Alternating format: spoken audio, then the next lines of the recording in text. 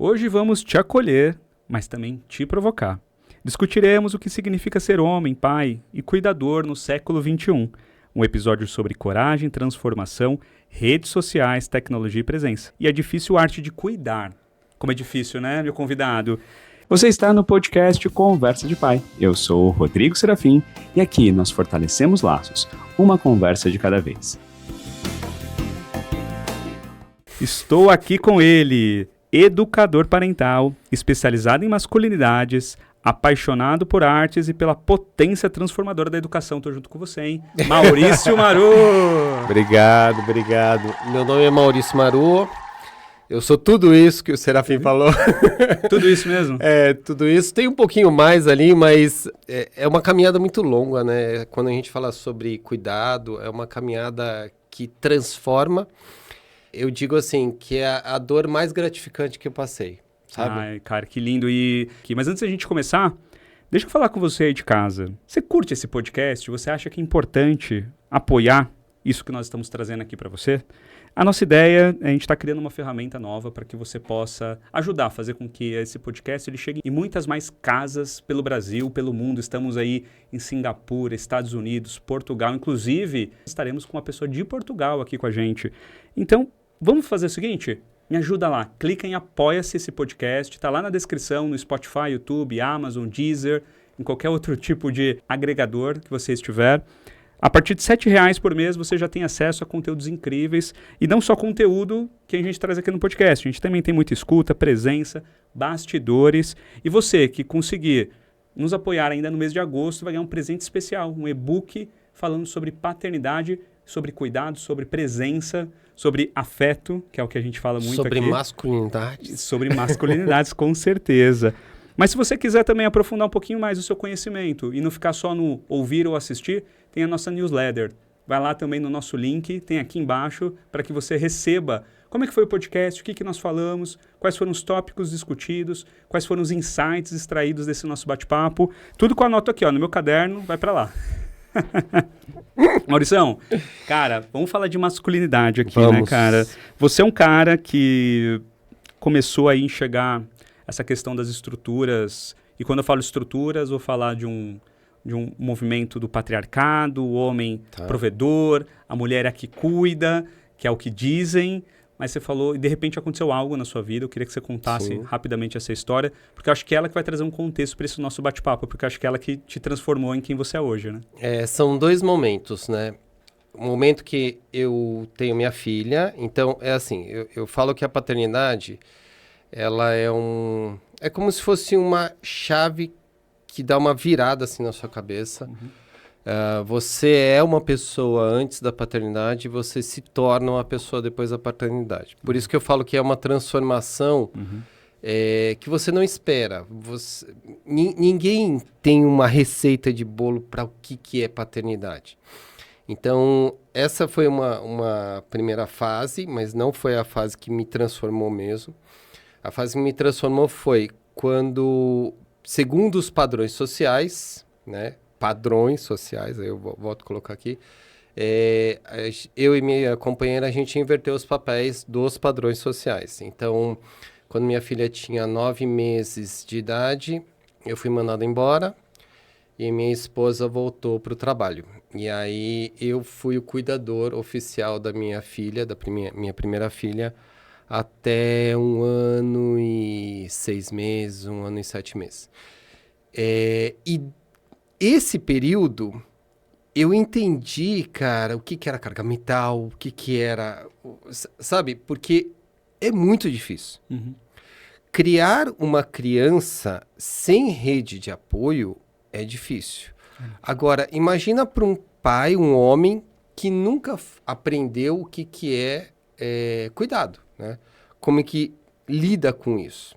Então, você tem que aprender de uma forma pesada e sozinho. Na verdade, sozinho não, se você tiver uma rede de apoio. Foi nesse período que eu comecei a entender que eu não era o único homem, não era o único pai que estava sozinho, que estava cuidando das crianças. Então, foi ali que eu comecei a entender que existem grupos de pais que fazem isso. E isso me deu uma certa um certo alívio. Só que isso faz o quê? Faz 9 anos atrás, né? Eu vou falar igual meu avô falava. 9 anos atrás, tudo era mato.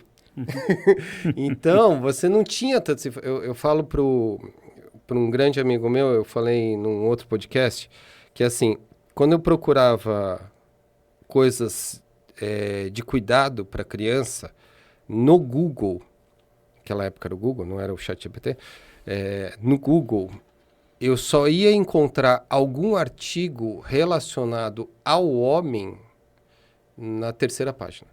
Porque a maioria das coisas de cuidados com crianças era voltado para a mulher. Caramba, você tinha que chegar na terceira página de procura do Google. E normalmente eu caía no Paizinho Vírgula, coisa assim, que são as pessoas que estão mais tempo lá nesse rolê. Mas era isso, cara. Era só na terceira página que você ia encontrar alguma coisa relacionada à paternidade. Então, era muito difícil naquela época. E, para mim, foi uma experiência muito... Eu vou colocar assim, dolorosa no sentido bom. Não é sentido ruim. Foi uma experiência muito dolorosa porque nessa transformação eu comecei a ver estruturas e como eu estava inserido dentro dessas estruturas e como era uma peça dentro das estruturas sociais. Eu gostei muito do que você falou de padrões sociais, né? E acho que você até, inclusive, reforçou, falou mais de uma vez. Eu achei ótimo, porque quando a gente pensa, no primeiro momento, sobre cuidado de uma criança, automaticamente vem a mãe na cabeça. Sim. Né? E aí aqueles velhos comentários, quando uma criança está num restaurante e vai colocar o dedo na tomada, a primeira questão que um garçom fala, uma garçonete fala, cadê a mãe dessa criança? Exatamente. Nunca falam cadê o pai dessa criança. Não, e até os pediatras, né? Os pediatras, e a mãe? Ou quando o pai chega e leva, na hora que termina a consulta, pode deixar que eu vou avisar o que a gente conversou aqui para a mãe, que já ouvi isso. Escola, pediatra. Escola. Todos esses lugares de cuidado sempre foi muito direcionado para a mãe. E eu aprendi que cuidado é do ser humano. Sim. Todo ser humano está pronto para cuidar. Né? E até foi muito engraçado conversando com a Nicole Amorim aqui, por exemplo, no episódio que nós gravamos sobre a saúde mental materna, que eu estava conversando sobre quando minha filha nasceu, eu não sabia trocar fralda, eu nunca tinha trocado uma fralda na minha vida. Ela falou, Rodrigo, que incrível, eu também não.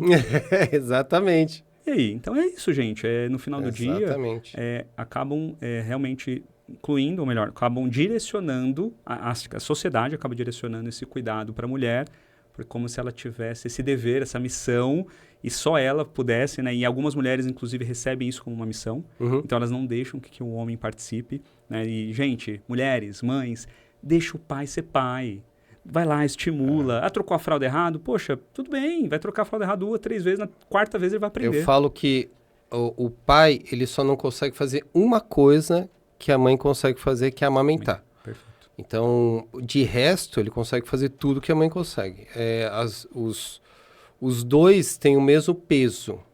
E, assim, a amamentação é uma coisa exclusiva da mãe por causa das coisas fisiológicas, do corpo. Mas o pai também pode participar. Eu não sei, eu já falei isso em alguns outros podcasts, mas eu não sei se todo mundo faz isso ou todo mundo tem essa consciência. Mas quando a mãe está amamentando, o cheiro, o odor, ele é diferente da conexão entre mãe e bebê. E o pai fica fora disso. Essa conexão de cheiro, de movimento, de olhar, o pai fica fora. Então, uma coisa que eu recomendava e recomendo ainda hoje, isso há 9 anos atrás eu falava, e eu falo ainda hoje, é que assim, quem for pai pela primeira vez, quem tiver bebê recente, o pai ele pode participar da amamentação abraçando a mãe na hora da amamentação, porque aí ele está envolto de todos esses processos de todos esses sentidos, né? Isso. Que legal, e é muito louco porque quando a criança olha para a mãe, ela olha com um olhar de satisfação e um olhar de acolhimento, né? É tipo assim, você está me acolhendo. Agora, quando tem 2 pessoas que ela consegue olhar, ela se sente muito mais protegida. Nossa, cara, que incrível isso. Você sabia que quando a Ana nasceu, nós fizemos um combinado que não teria nada que um pudesse fazer que o outro não pudesse. Então, esse foi o nosso combinado desde o início. E a única coisa que eu não fazia era amamentação, mas eu sempre estava junto. eu sempre estava junto no quarto, ou estava junto na sala, pelo menos ali nos 6 primeiros meses da Ana, até teve a questão da pandemia, então eu não saía de casa, estava trabalhando home office, 100% home office, então eu tive a oportunidade de ficar muito realmente próximo, acompanhando. Mas, cara, eu não tinha pensado nisso, faz total sentido. A criança tá ali, naquele momento, absorvendo tudo que está acontecendo no ambiente, com todos os sentidos aflorados. Assim, aí volta a estrutura social também, né? Porque quando a gente fala de estrutura social, eu tô falando que ninguém consegue fugir muito, sabe? A não ser que você tenha uma consciência super, mega, hiper blaster consciente, você caminha com a estrutura social. Até os educadores parentais ou consultores de amamentação dá dicas de que o pai ele faz todo o processo lógico na hora da amamentação. Então, pegar água e tal. Mas ninguém fala sobre a exclusão do pai na hora daquele momento de conexão. É verdade. Porque você pode também ter esse momento de conexão. Aí fala assim, mas o pai tem outros momentos de conexão. Tem, mas a amamentação é tão necessária, né? Porque assim, o bebê, ele se alimenta, dorme. É só isso. Bebê é comer e dormir. É verdade. Então, você vai ter conexão ou na hora de dormir, que a maioria dos pais também, por causa da estrutura social, de trabalho, tal, isso, aquilo, deixa a cargo da mãe, levantar de madrugada, tal, isso, aquilo. E você não tem essa conexão de dormir só com o pai. Então, você teria que ter também a conexão de amamentação com os dois. Não, faz muito sentido. E como que foi para você essa carga mental? Você sentiu na pele ali o que tantas mulheres trazem como relato aí com relação Porque assim, imagina, a gente não tem empregada, então, tipo, nós não temos os privilégios financeiros, então a gente teve que se virar. Então, imagina, eu, homem, que eu não tinha ideia do que era cuidado, tinha que cuidar de uma criança, processo de amamentação ainda estava sendo feito, então eu tive que aprender a lidar com a não amamentação pelo peito, né? Eu que tinha que dar o copinho, a colherzinha, então foi muito difícil porque a gente não queria colocar mamadeira, então foi muito difícil, muito complicado, e todos os outros processos ali, arrumar casa, cara, era tudo o que eu tinha que fazer, porque a minha companheira estava trabalhando. E era isso, era pesado, porque cuidar de uma criança e fazer todo o resto é uma carga mental, entende? E aí você fala, mas você tá... o padrão social, mas o homem trabalha, né? Cara, cuidar de uma criança é 5 vezes mais cansativo do que trabalhar. É verdade. Muito mais. Nossa, muito mais. Nossa, muito mais porque é uma vida que tá ali, né? É altamente dependente. Sim, né? E aquele lance lá de que quando o homem volta, a mulher fala assim, eu não tive tempo pra nada. Isso é pura verdade, porque não dá tempo. Não dá tempo mesmo, cara. Não, e eu acho que, assim, é uma coisa que eu vivenciei muito, né? Nessas minhas experiências aí, participando de fato, tendo uma paternidade mais ativa, mais presente. Eu senti em alguns momentos, eu até falo isso de vez em quando para minha esposa, eu falo assim para ela, cara, é extremamente cansativo quando eu fico o dia inteiro com as meninas, eu tenho uma filha de 5, uma de 2, porque são demandas delas que muitas das vezes vão totalmente contra as minhas demandas, ou contra no sentido de porque eu não quero fazer algo e eu preciso fazer por causa delas ali, ou porque coisas que elas fazem que me ativa também, me deixa mais engatilhado, que são coisas até da minha criança interior. Sim. Cara, é muito louco isso. Eu falo, assim, deve ser alucinante ficar... Eu teve relatos de muitas mulheres que passaram por aqui pelo podcast, que elas ficavam com os seus filhos durante meses ali, só elas, praticamente cuidando 100% do filho, sem nenhum tipo de participação do pai, sem nenhum tipo de cooperação ali, seja na divisão de tarefas, seja em coisas que a gente falou aqui, né? Coisas que os pais podem fazer, mas não fazem. Cara, é muito louco isso. Então, agora você imagina que são 2 homens falando sobre cuidado de crianças que têm o hormônio regulado. Agora imagina para a mulher um pós-parto, porpério, né? Que o hormônio tá assim, ó. Verdade. Cuidar de uma criança sozinha. Não, muito louco. Cara, você fala muito sobre masculinidades. Você tá trazendo... já que você tá tocando nesse assunto, deixa eu falar. O segundo item que abriu minha cabeça em relação à estrutura. Quando eu voltei a trabalhar, antes de ser mandado embora, demitido, eu voltei a trabalhar um mês depois que minha filha nasceu. E ali, cara, no ambiente de trabalho, eu tratava todo mundo bem, assim, sabe? Mas eu não notava que eu estava inserido numa estrutura social machista. Não notava mesmo. E eu até replicava coisas. Achava engraçado, sabe? E aí, quando eu voltei, eu tive uma menina, a Jasmine. Tive uma menina. Quando eu voltei, um cara do trabalho falou, pô, parabéns, tal, isso, aquilo. Aí ele não perguntou se era menino ou menina. Ele falou, agora você é o quê? Você é provedor? Tipo assim, eu tô provendo minha filha para um outro homem, entende? E todo mundo, assim, achando engraçado. E aí foi nessa hora que eu falei assim, cara, tá errado isso. Tá muito errado. Não é dessa forma que eu gostaria que minha filha fosse tratada. Então, eu entendi que muitas coisas que eu replicava também eram de atitudes machistas. E aí, quando você entende isso e você começa a ter consciência de que você quer mudar, é um processo muito pesado e, ao mesmo tempo, um processo doloroso. Porque assim, ó, eu vou confessar uma coisa aqui, que eu confessei só para alguns amigos. Eu gravei um outro podcast com um amigo, que é o Niltinho, e eu falei isso. Eu tinha, antes da paternidade, eu tinha muitos amigos. Muitos amigos do trabalho, muitos amigos que a gente saía para fazer coisas. Depois da paternidade, eu perdi todos. Todos. Muda totalmente no ciclo de convivência. Sabe por quê? Porque eu sabia que essas amizades eram tóxicas. Eu comecei a ver o quanto de atitudes machistas eu estava inserido, alimentava isso e eu não queria mais. E aí eu fui perdendo as amizades, perdendo. E quando você tenta, e pior é assim, quando você tenta conscientizar uma outra pessoa, ela começa a te excluir. Porque é mais fácil você ficar dentro da estrutura do que você sair. Entende? Cara, nível de consciência, pra mim é uma coisa que eu penso muito sobre isso. Tem coisas que eu não via que hoje eu vejo.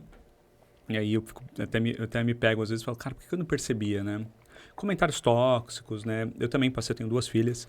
Também ouvi várias coisas que, inclusive, em alguns momentos, posso ter falado, comentários, né, aleatórios, que hoje talvez se a pessoa fizesse o mesmo comentário como você mesmo falou agora desse, que fizeram para mim também um comentário desse, hoje seria totalmente diferente a minha resposta. Hoje eu responderia. Até minha esposa brinca às vezes que ela fala, cara, quando você não sabia determinadas coisas, você era mais ouvinte, né? Agora eu percebo que você fala, né? Eu falo, por exemplo, eu tô no elevador e falam, nossa, minha filha às vezes está chorando. Ai, nossa, menina linda assim não chora.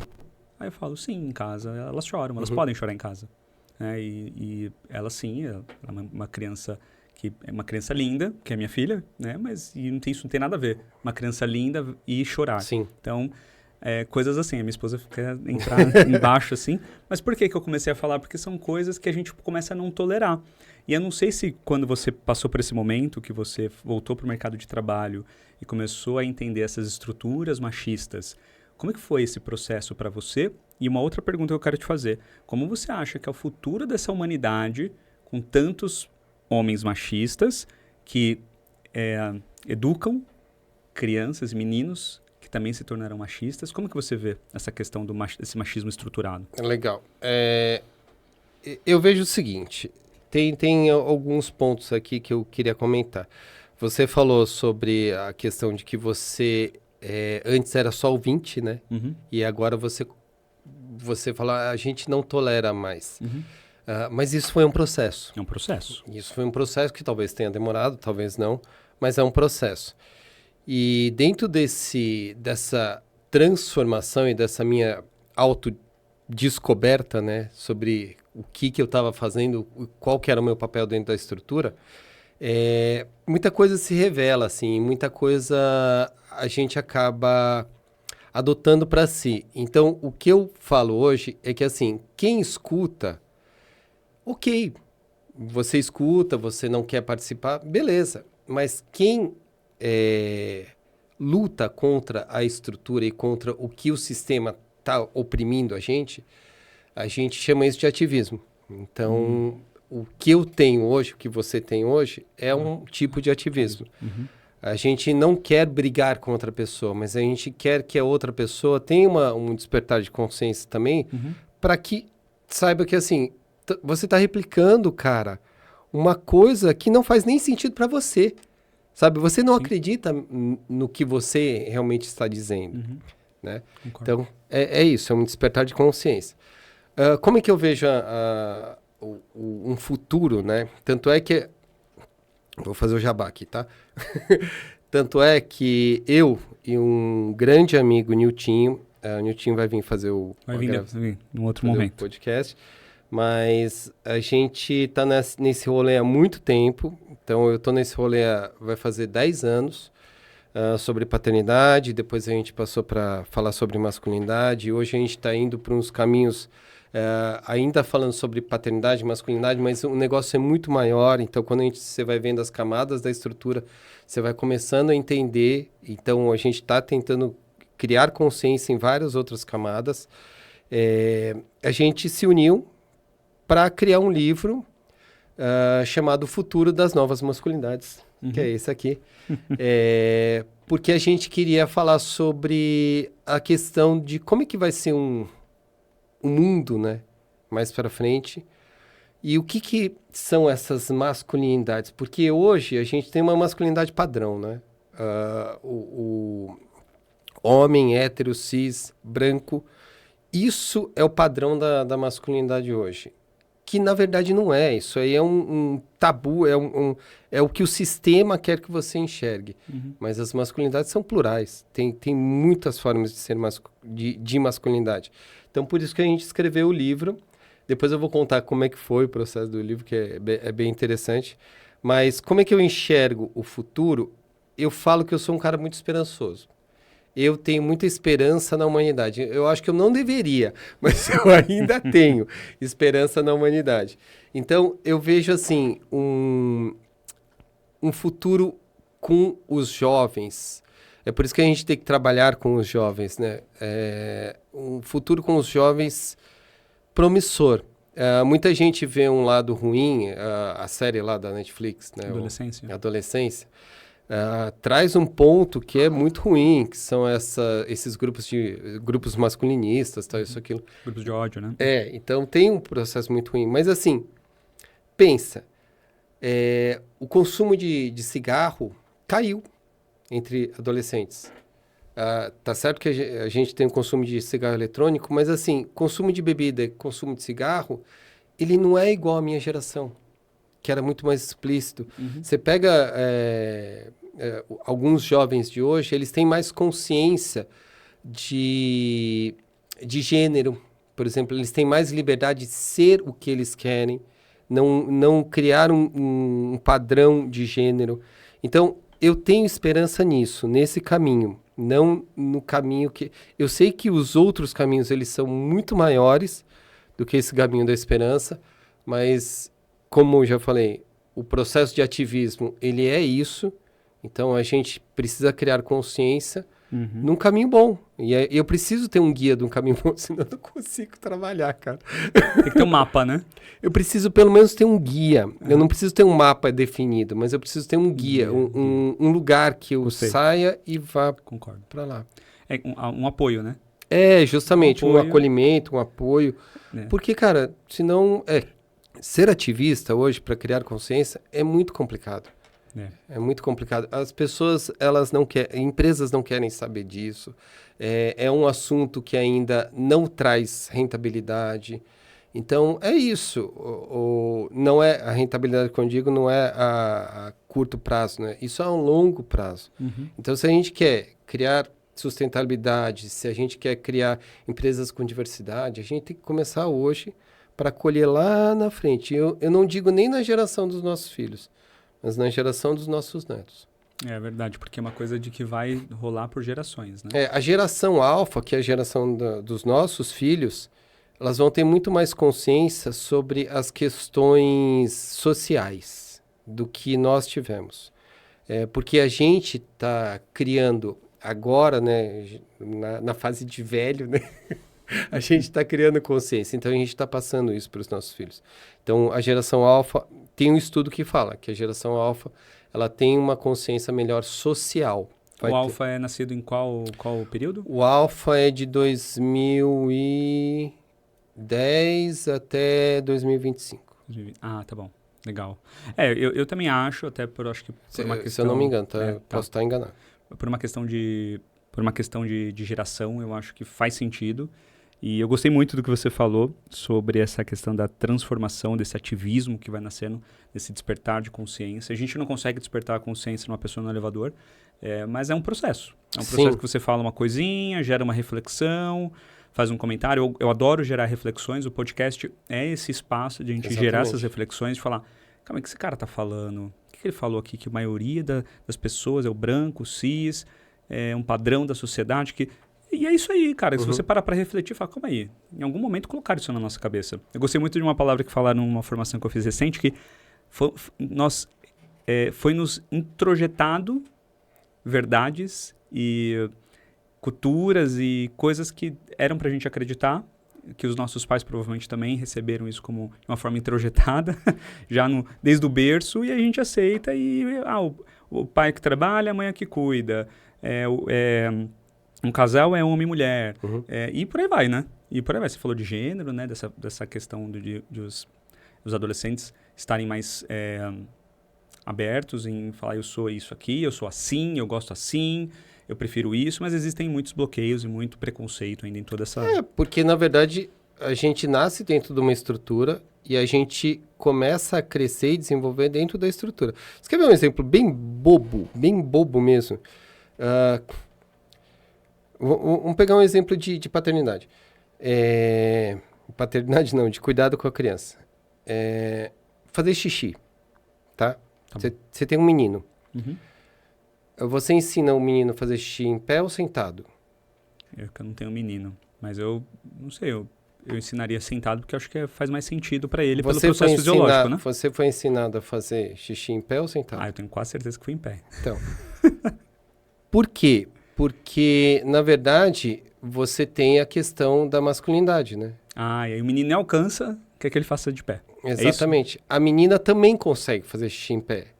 Só que a direção é diferente. Mas assim, vamos colocar, aí entrando na estrutura também. O que é mais higiênico? Fazer xixi em pé ou sentado? Mais higiênico? Acho que... Sentado. Porque não espirra, né? Se eu ensinar meu filho a fazer xixi em pé, ele vai espirrar para tudo quanto é lado. E aí vem a estrutura. Normalmente, dentro de uma estrutura padrão, quem que limpa o banheiro? O homem ou a mulher? Mulher. Nossa, é incrível isso, hein? Não tinha pensado por esse ângulo. Você sabia que eu estava refletindo sobre isso, conversando com uma pessoa sobre essa questão dos homens. Foi com a Paula da Âmaga. Inclusive, a Âmaga, muito obrigado pelas camisetas. Estou usando aqui uma camiseta linda da Âmaga. Vão lá em useamaga.com.br para pegar essa camiseta. Essa aqui foi... Show. Inclusive, essa camiseta aqui foi uma collab que eles fizeram com o Papaizinho Vírgula, com o Thiago Queiroz. Então, entrem lá, aproveitem para pegar lá o presente dos pais. Pede lá para a galera da sua casa lá pegar lá também para você. E ela falou o seguinte, gente, nós precisamos educar meninos que falem sobre sentimento. Por que falar sobre sentimento? Você foi num negócio muito básico mesmo. Sim. Nossa, eu achei que incrível o seu exemplo. E ela trouxe para um outro viés. Ela trouxe pelo viés de falar sobre sentimento, falar que tá triste, chorar. Tem criança que vai chorar, menino, que se esconde. Para ele chorar uma fraqueza, menino de 5 anos. Cara, então é uma coisa estranha, um menino de 5 anos, quando ele vai chorar, ele querer se esconder. Porque ele não quer mostrar para as pessoas que está chorando. Então, existem coisas que vão sendo colocadas para nós desde quando nós nem falamos ainda, né? Então, padrões sociais. São padrões sociais. Antes da gente continuar aqui a nossa pauta, deixa eu posso fazer um comercial aqui? Fala. Quero primeiro agradecer a nossa patrocinadora, que é a Alva na Cozinha. Gente, biscoitos aqui incríveis. Esse aqui é o presente do meu amigo Maurício. A gente está comendo aqui. São biscoitos aqui de amendoim doce. Eu vou deixar o link no Instagram para vocês acompanharem o trabalho dela. Ela faz produtos funcionais. Por exemplo, esse aqui, é um amendoim amendoim doce, O que vai aqui nele, Farinha de aveia, farinha de amendoim, mix de farinha sem glúten, açúcar demerara, farinha de linhaça e manteiga de coco. Super saudável para você, para sua família, para seus filhos. Vão lá, aproveitem. Lindalva, obrigado pelo carinho, obrigado por ajudar a gente aqui também, apoiar a causa e fazer com que a gente também transforme a vida do convidado aqui mais especial, né? Porque ele vai levar um presente para casa da Alva. Obrigado. Você fez uma propaganda, eu vou fazer uma bem rapidinho. Quem entrar lá no meu site, www.paternidadecreativa.com.br, vai ver um jogo de comunicação não violenta. Eu fui o primeiro cara a criar um jogo de comunicação não violenta aqui no Brasil, focado em pais e crianças. Então é para o pai jogar com a criança. Qual que é o site? Paternidade? www.paternidadecreativa.com.br. Tá. O mais interessante é que no jogo, esse jogo ele é para despertar, baseado na metodologia. Eu odeio essa palavra quando eu falo de CNV, porque assim, todo mundo fala de metodologia, tal, isso, aquilo. A CNV para mim é muito mais do que metodologia. Então, mas eu vou entrar no padrão. É baseado na metodologia da comunicação não violenta, onde a criança e o adulto, eles conseguem, no diálogo e no jogo, né, numa brincadeira, falar sobre emoções e sentimentos. E aí eles falam sobre sentimentos, necessidades e estratégias para desenvolver para você suprir sua necessidade. Legal. Então é legal para a criança entender que assim, ela tem um sentimento, então lá tem vários sentimentos que ela pode escolher, tal, isso, aquilo. Ela tem uma necessidade, então ela entende qual a diferença entre sentimentos e necessidade e ela sabe o que ela pode fazer com isso. Qual a faixa etária? Dos 4 anos para cima. Então, já vou querer um. Ótimo. Eu tenho essa faixa etária lá em casa. Porque eu acho que isso aqui vai totalmente conectado com o que a gente estava conversando. Sim. Como que a gente consegue educar essas crianças, esses meninos e meninas também, nessa sociedade, nesse futuro que nós vemos aí, que precisa sim de socialização, né? E eu adoro CNV, sou super fã do Marshall Rosenberg. Eu acho que, assim, quando a gente entende a filosofia, vou trazer como filosofia. Sim, é isso. Eu acho que é uma filosofia mesmo. Isso. Você vai até em relações entre adultos, relações adulto e criança, a relação entre crianças muda totalmente o cenário. Muda totalmente o cenário. E, inclusive, isso nós trazemos muito lá para casa, eu e minha esposa, de falar muito mais sobre o que nós sentimos e não com relação a julgamento, né, que são os pilares que ele ensina. Adorei, tem um ponto que você falou entre adultos e crianças, mas tem uma coisa mais profunda. O jogo ele chama Aprendendo CNV para Pais e Crianças. Então, a conexão principal é entre o pai e o filho, ou a mãe e o filho, mas ele não fala sobre para pais e filhos, ele fala pais e crianças. O jogo ele é bom para ser jogado entre adultos e adultos. Ah, é? Sabe por quê? Vou brigar em casa. Então, porque aí falando sobre masculinidade, a maioria dos homens da minha faixa etária, tal, da minha geração, ele não foi ensinado a falar sobre emoções e sentimentos. Mas acho que nenhum foi, acho que está sendo agora, talvez, falando. E aí, quando você faz uma conexão entre você adulto e a criança que mora em você, para que ela consiga falar sobre os sentimentos, o jogo faz isso. Uau! Por isso que não é para pais e filhos. Pô, você não trouxe nenhum na mala aí para me dar de presente? Então, a gráfica ficou de entregar. Gente, comprem esse jogo, hein? Um jogo incrível. Cara, que legal. Adorei. Eu tive 2 amigas que jogaram com os maridos e eles não sabiam identificar o que era sentimento e necessidade. Eles achavam que era tudo a mesma coisa. Aí eu acho que vai ser grande parte da população. Vai cair nessa... Muito bom, cara. Deixa eu fazer um comentário aqui. Você fala muito sobre essa transformação, você falou lá no começo o quanto foi maravilhoso essa transformação, né, quando essa ficha caiu, mas o quanto foi doloroso. E eu imagino que é difícil sustentar isso, né? Então vamos supor que você consegue despertar a consciência de um homem, mas quando ele começa a sentir essa dor, o primeiro start ali, que é um start fisiológico, é fugir. É fugir daquilo, eu não quero sentir essa dor, não quero sentir esse negócio. Como que você acha que esses pais podem ter uma sustentação para que eles consigam alcançar esse maravilhoso? Porque senão eles vão parar no doloroso e acabou. Então, sozinho você não consegue. Não consegue. Isso é impossível. O que eu digo é assim, a gente precisa se conectar. Então, quando a gente fala sobre transformação, ninguém consegue se transformar sozinho. Por isso que eu falo que o ativismo, ele não é fazer a outra pessoa mudar, é despertar de consciência. Quando você cria uma consciência, quando você começa a despertar consciência, você tem alguma coisa dentro de você que fala assim, eu preciso de mais. E quando você fala eu preciso de mais, você não vai conseguir isso sozinho. É impossível. Você chega numa barreira ali que você não consegue passar.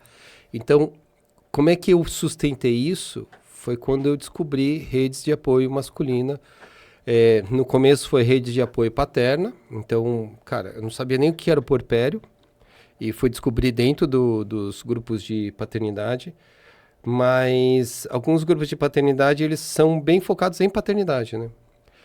E aí deu um limite para mim nos grupos de paternidade. E aí eu falei, putz, eu preciso de mais. A consciência, né, falando. Eu preciso de mais. E aí foi onde eu descobri grupos de apoio masculino, que falam coisas mais profundas sobre quem realmente é o homem, quem realmente... Hoje, por exemplo, eu não me enquadro no padrão social, eu me enquadro como branco, amarelo, meio oriental, mas eu não sou hétero e eu não tenho privilégios. Então, eu não me enquadro nesse padrão social, sabe? E como eu não me enquadro nesse padrão social, é muito mais complexo você conseguir falar com pessoas comuns. Então, eu preciso procurar pessoas que são do mesmo grupo. E aí, você está procurando o seu tribo. Só que aí eu falei para o Niltinho, a gente achou, eu e o Niltinho, nós somos muito amigos, e a gente falou, a gente achou nossa tribo, a gente achou aonde a gente pertence da nossa bolha. O nosso ativismo agora é furar a bolha. É furar a bolha. Então, cara, o livro que a gente escreveu é para isso. Fura a bolha. É para furar a bolha. E um detalhezinho bem legal do livro. O prefácio que a gente escreveu no livro Pai Presente foi o Pianches que fez o prefácio, né? O Marcos Pianches. E aí a gente ficou quebrando a cabeça, eu e o Niltinho, falando assim, como é que a gente faz para furar a bolha? E aí uma das integrantes do livro sugeriu uma prefaciadora. Quando ela sugeriu essa prefaciadora, eu falei assim, cara, a gente vai furar a bolha geral. Quem é? Porque a prefaciadora que assina o livro é nada mais, nada menos do que a Luísa Helena Trajano. Ah, que legal! Então, o livro e a mensagem vai chegar em muito mais pessoas do que na Nossa, sou muito fã dela, cara. Então, ela assina o prefácio, ela fala do prefácio, um prefácio lindo, e provavelmente no lançamento do livro ela vai estar lá, tal, isso, aquilo. Então, vai ser uma festa muito legal. E provavelmente esse livro, ele vai ser também, não sei, tá? Mas ele vai ser incorporado para muitas empresas, tá? Concordo. Porque aí vira ferramenta. Acho que vira o que você falou lá atrás, que é um guia, né? Exatamente. É o que ajuda nessa sustentação desse processo. O nosso sonho, meu, do Niltinho, é que esse livro, ele vá para as faculdades. Porque a gente tem um foco muito importante, e falando de ativismo, a gente tem um foco muito importante na educação. Eu falei dos jovens, né?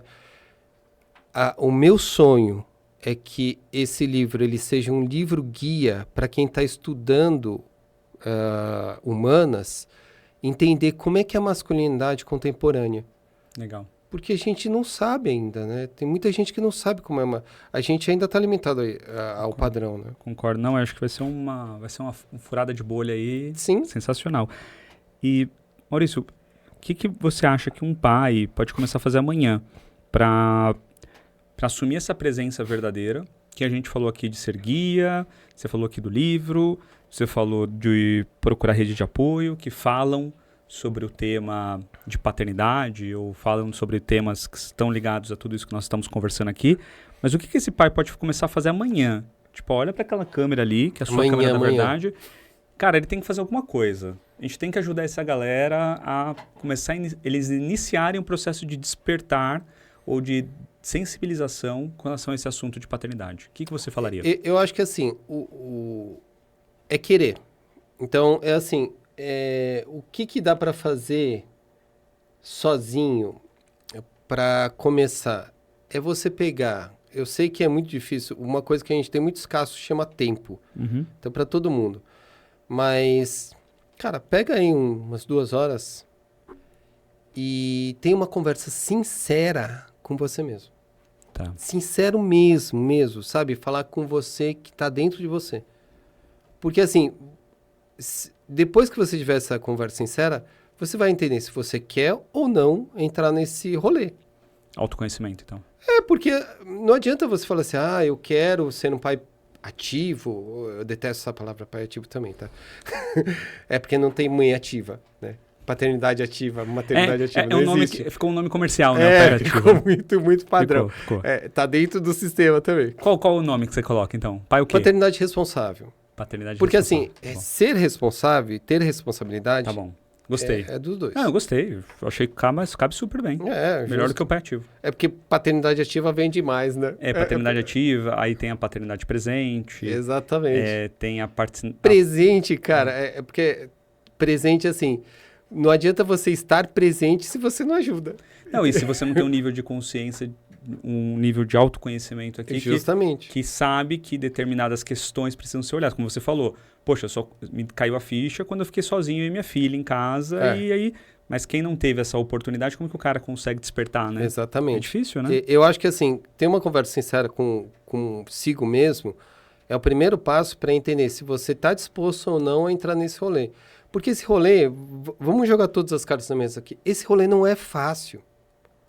Ser pai e mãe hoje, de uma forma saudável, que você cuida da criança de forma saudável, cara...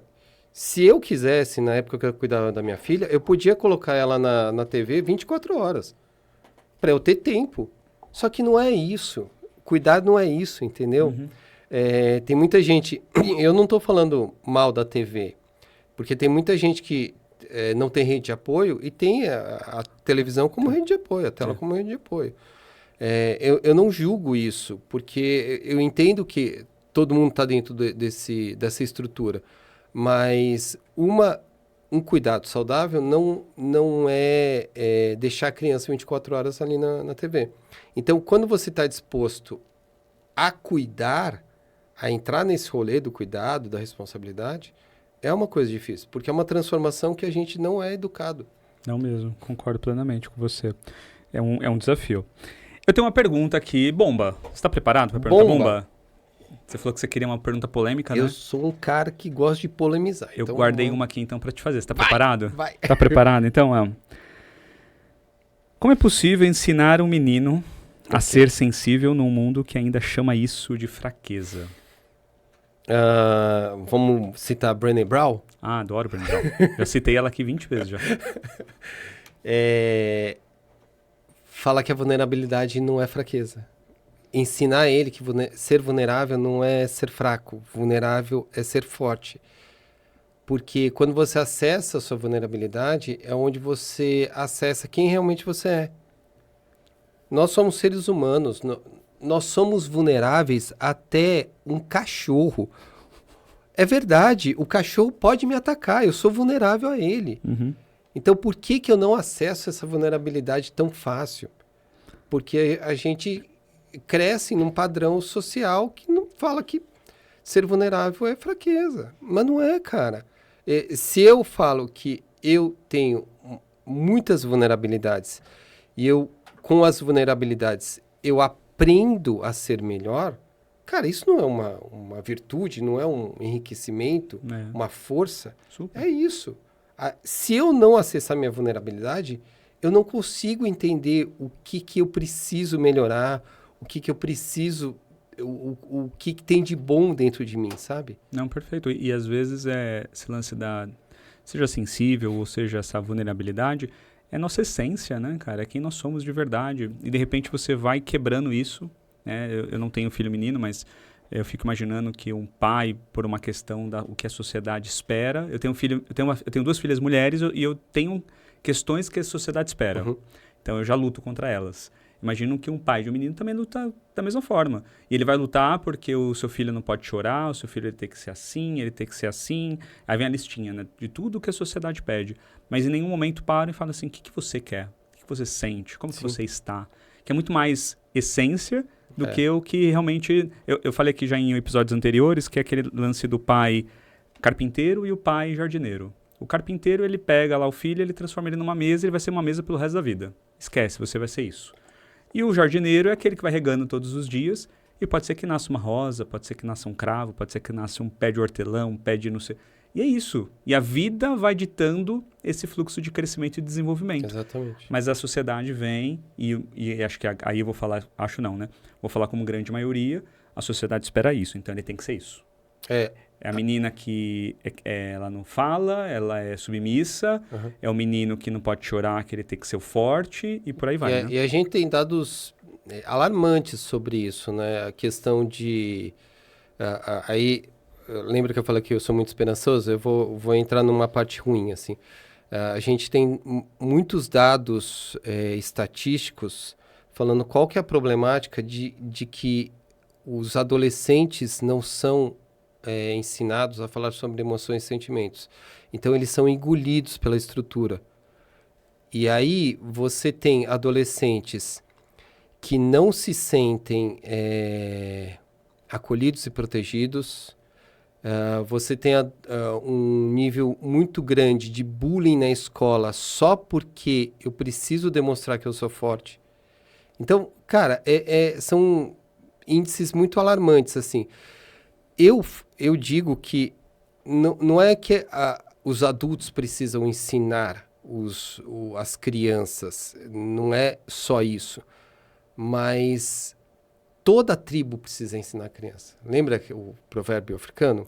Precisa de uma aldeia inteira para educar uma criança. Toda tribo precisa. E quando eu falo toda tribo, não é assim pai e mãe. Pai, mãe, educador, professor, motorista do ônibus. Cara, é isso. O que a gente precisa, e com urgência, é que a sociedade ela tenha uma espécie de virada de chave dos padrões, sabe? É isso. Eu acredito que seja isso. Perfeito. Eu gostei do que você falou, porque essa frase, esse provérbio africano, ele está impresso na parede da nossa escola. Que legal, que legal. Quando você entra, na parte de trás está escrito, precisa de uma aldeia inteira para educar uma criança. Tem uma coisa que eu acho muito importante também, quando a gente fala sobre educação das crianças, não é só falar sobre emoção e sentimento, que me caiu a ficha há 2 anos atrás sobre isso. Eu falava muito sobre as questões de educação, como é que se educam meninos e meninas, e eu fazia palestras sobre isso. Só que, cara, me caiu a ficha de que a gente precisa ensinar uma coisa que é extremamente importante para as crianças. Chama diversidade. Se a gente não ensinar diversidade, a gente não consegue ensinar respeito. E quando eu digo diversidade, não é só falar que existe, é conviver com a diversidade. E isso é extremamente importante. Posso contar uma passagenzinha rapidinho do livro? Olha que interessante. Por que eu falei que me caiu a ficha há 2 anos? Porque esse projeto do livro já está na minha cabeça há muito tempo. Só que a gente sempre a gente volta na estrutura social e a gente sempre cai na estrutura social. Então, quando a gente elaborou o projeto, eu falei assim, vamos lá, Niltinho, vamos lá fazer esse projeto. Cara, a gente ficou muito empolgado para fazer um livro para falar sobre masculinidade. Só que a gente fez assim, a gente fez uma lista de pessoas que a gente queria que escrevesse o nosso livro. E aí, 2 dias depois que a gente fez essa lista, a gente estava ligando para as pessoas para falar se eles queriam participar do livro. Então, 2 dias depois, eu falei para o Niltinho, vamos rever a lista? E eu e ele, revemos a lista, a gente falou assim, cara, tem alguma coisa errada. Tem alguma coisa errada nessa lista. A lista só tinha homem. Tá. Tudo bem falar sobre masculinidade, só que eu falei assim, esse livro, se a gente concluir, ele vai ficar um livro tão chato, porque só vai ter homem falando sobre masculinidade, vai parecer o Clube do Bolinha. E aí a gente percebeu que antes de falar sobre masculinidades, porque a masculinidade é um item dentro de uma coisa maior chamada diversidade. Então a gente precisava falar sobre diversidade. E geral, diversidade geral. Então, dentro do livro, hoje a gente tem uma especialista que fala sobre etarismo. É Que legal. uma moça que fala sobre etarismo. E aí o capítulo dela é sobre o homem 60 a mais.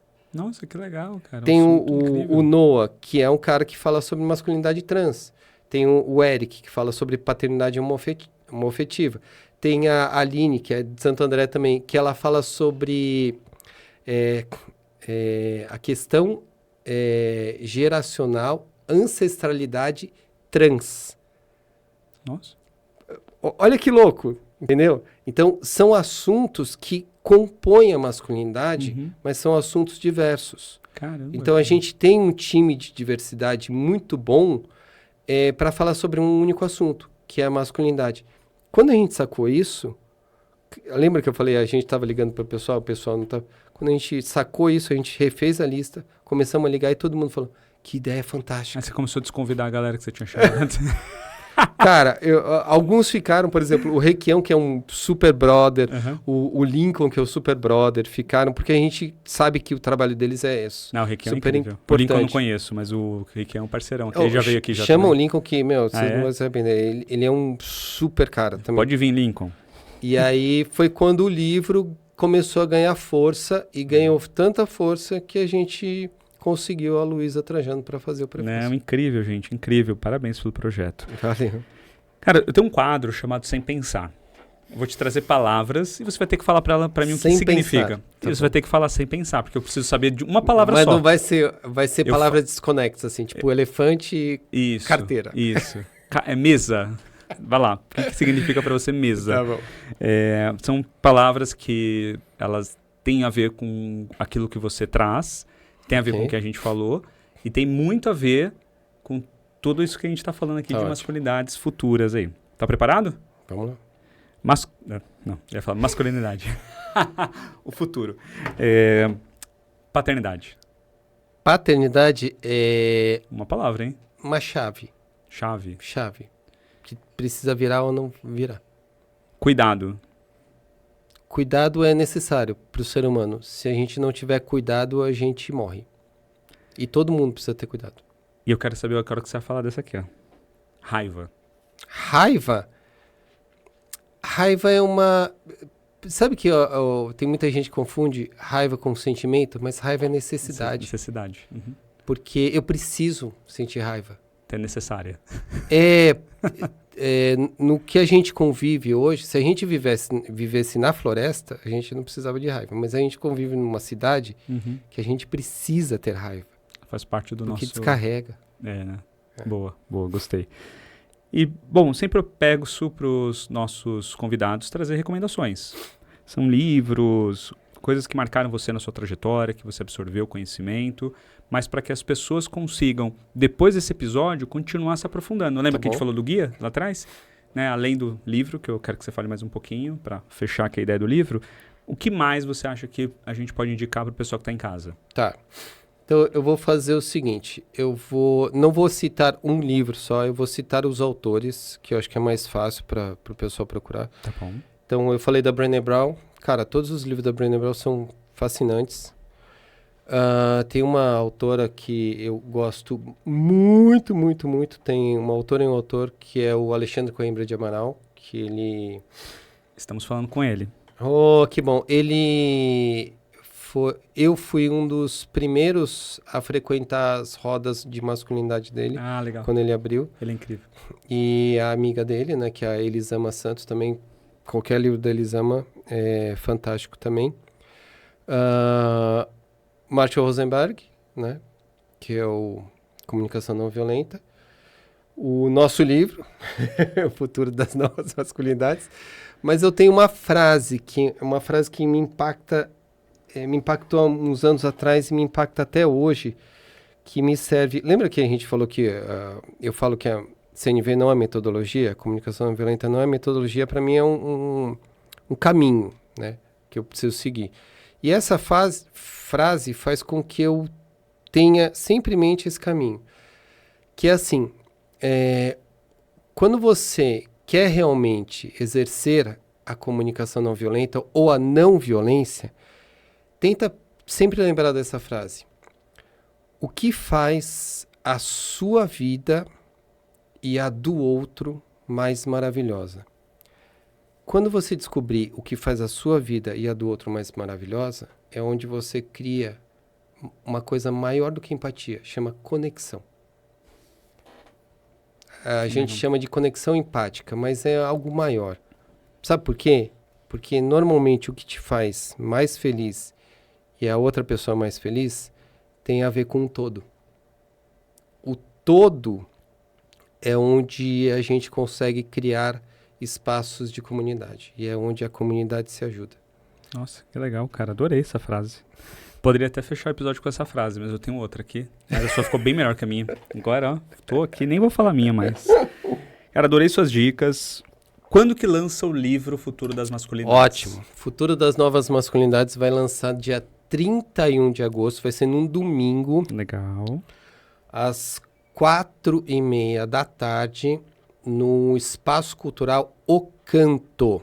Depois vocês pegam lá no Instagram, é só digitar O Canto SP, aí já vai aparecer. É um espaço cultural, fica lá pertinho do metrô Sumaré, e é um espaço que a gente escolheu justamente por causa da diversidade. A gente não queria um espaço onde só pessoas que têm carro pudessem ir. Então, qualquer um pode ir lá e prestigiar a gente. Estarei lá, com certeza. Cara, você é super convidado. Estarei super. lá, vou com a minha galera, inclusive. Vai. Tem espaço kids? Cara, o que a gente priorizou Tô brincando. é que tenha que ter crianças. Ah, ótimo. Porque sem criança não tem graça, né? Não tem graça, não né? tem. Boa, gostei. Então, irei com as minhas crianças. Ótimo, vai lá, vai. Cara, adorei nosso bate-papo. Eu acho que foi muito Eu adorei reflexível. Cara, acho que foi uma troca muito boa, não só por uma questão de conhecimento, mas para trazer, acho que é a luz de coisas que a gente às vezes não vê, né? Coisas que estão no escuro. Exatamente. Então, eu adorei esse nosso bate-papo. Como que as pessoas acham você na rede social? Então, www.paternidadecreativa.com.br ou @paternidadecreativa no Instagram. Lembrando assim que quando a gente fala de estruturas, eu sempre falo isso. Eu não tenho muito engajamento nas redes sociais justamente porque eu falo sobre estruturas. E é um assunto que ninguém gosta muito de falar porque ainda é um tabu, né? Então, só para você ter uma ideia, cara, a gente fez uma live falando sobre estruturas sociais e economia. E quando a gente chegou quase perto da 1 hora, o Instagram me derrubou. Porque o assunto estava tão voltado para a estrutura social, economia, tal, isso, aquilo. E aí talvez tenha incomodado alguém. Então o algoritmo falou, não quero mais que você fale. Exatamente. Aí não conseguiu mais voltar. Exatamente. E os convidados ficaram lá assim, pô, e aí, vamos voltar? Eu falei, não vai dar para voltar, não consigo mais. Deixa quieto, então. Caramba. Cara, mas foi muito bom. Eu vou deixar os links aqui para que as pessoas possam te seguir, seu site, para achar o seu jogo. Valeu. Vou indicar pelo menos 1 ou 2 livros aqui. Da Brené Brown eu já indiquei já a Coragem de Ser Imperfeito. Mas o Alexandre Coimbra tem vários livros incríveis. Elisama tem... O Alexandre, ele tem um livro muito bom de uma problemática social muito comum aí de ansiedade, né? Ansiedade. Ele é incrível. Estamos em conversas com ele. Ó. Gente, anota aí, ó, na lista de vocês de desejos do Conversa de Pai. Ailton Krenak, estamos conversando com ele. Nossa, cara, vai ser fantástico. Estou batendo um papo com ele que ele tem uma agenda mais complexa, mas estamos conversando.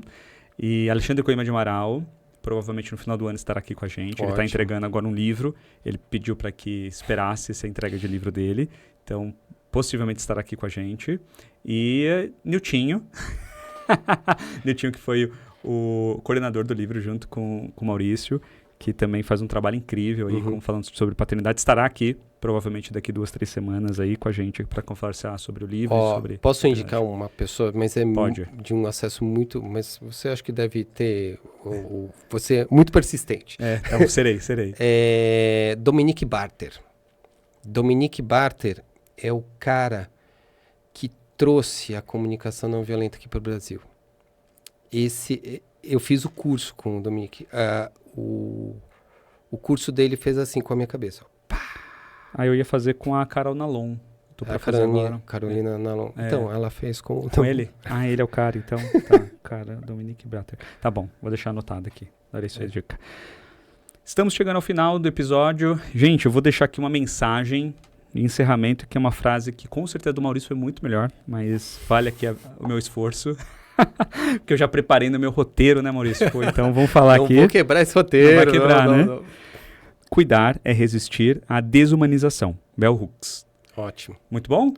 Bell Hooks também, ó. É? Outra pessoa incrível. que indicar livros da Meu Bell amigo, Hooks. obrigado, cara. Obrigado, querido. Foi ótimo, muito bom. Foi muito bom mesmo ter conversado com você. E eu gostei porque, assim, a gente não fica na conversa rasa, né? A gente foi, né? Eu te falei que ia. A gente vai mergulhar aqui. E você que ficou até agora, até o final com a gente, obrigado pela presença. Vai lá, segue a gente no Spotify, no YouTube, compartilha com aquela pessoa que te impactou, aquela pessoa, né, Maurício? Que você fala, cara, preciso que essas pessoas vejam, preciso trazer luz. Manda lá pra essa galera e vão compartilhar. E estejam lá no dia 31/8. Se não estiver, não tem problema. É só ir lá depois na Amazon ou em qualquer outro... Isso, a gente vai ter um link depois para acessar o livro. Então, isso aqui vai ter um livro virtual também, digital. Maravilha. Eu gosto. Beleza? É isso. Valeu. Obrigado. Tchau, tchau. Valeu, gente.